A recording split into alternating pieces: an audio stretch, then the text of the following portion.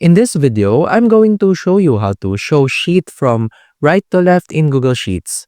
So as you can see in the sample spreadsheet, the current orientation of the spreadsheet is set to left to right.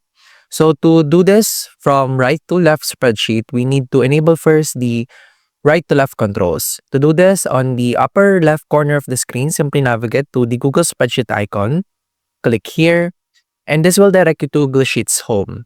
In here, navigate to the hamburger icon, and this will provide you more options. Simply go to Settings, and in Settings, tick the checkbox for Always Show Right to Left Controls. After checking this, click OK, then navigate back to your spreadsheet. As you can see in here in the tools, there are additional functions that you can activate. You can see here the function for right to left sheet.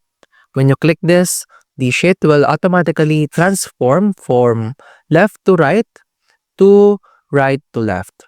And that's about it. That's how to show sheet right to left in Google Sheets. If you have any questions, please let me know down in the comments below, and I'll do my best to help you out.